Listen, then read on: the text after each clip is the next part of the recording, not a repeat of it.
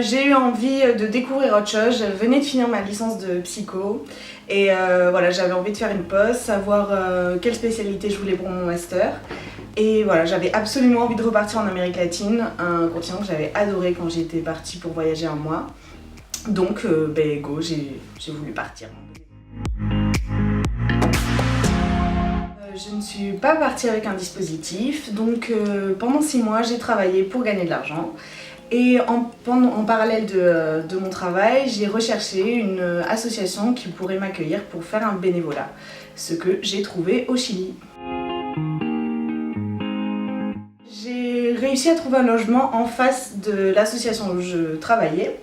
Je travaillais dans un foyer d'accueil pour des petits-enfants garçons chiliens qui sortaient des tribunaux familiaux. Et donc j'ai travaillé en tant qu'éducatrice là-bas, donc je faisais du lundi au vendredi toute la journée de travail. Donc je traversais la petite rue pour aller à l'ONG, travailler, et le week-end j'avais la possibilité de voyager un petit peu dans le Chili et aller voir Santiago, Valparaiso.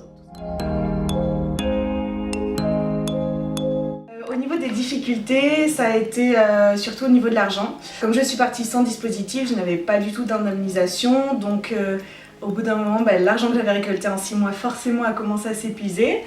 D'autres difficultés, ça a pu être au niveau de la barrière de la langue, mais qui s'est vite effacée au fil du temps.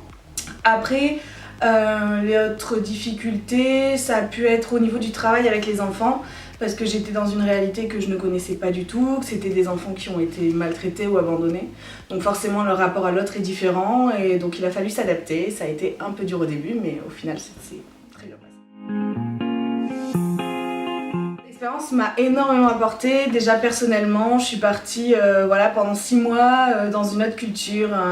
Voilà, j'ai beaucoup découvert sur moi, sur mes capacités d'adaptation, de rencontres. J'ai appris l'espagnol, j'ai rencontré énormément de personnes et ça m'a permis aussi de réfléchir pour justement mon futur au niveau professionnel, mon choix de spécialité en master.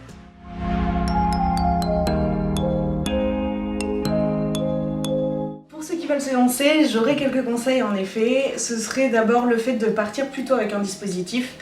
Moi, étant partie seule pour un bénévolat, j'ai pas forcément eu l'accompagnement que j'aurais pu avoir et qui peut être, je pense, très bénéfique au niveau de ce que l'on vit, ce que l'on peut ressentir, les difficultés. Juste le fait d'avoir quelqu'un à qui on peut échanger et réfléchir à des solutions, quelqu'un d'extérieur. Je crois que c'est vraiment important. Et puis effectivement au niveau de l'indemnisation, au bout d'un moment l'argent s'épuise. Je crois qu'un dernier conseil, c'est surtout si vous partez en bénévolat comme ça, pour le choix de votre association, vraiment prendre le temps en amont de parler, faire un Skype avec la personne qui va vous accueillir, savoir un peu leur vision de l'association, leur organisation, parce que voilà, des fois on peut tomber sur des associations qui nous vendent du rêve avant de partir et quand on arrive sur le lieu, c'est pas trop ce qu'on nous avait dit. Voilà, moi j'ai eu de la chance, mais ça serait mes conseils.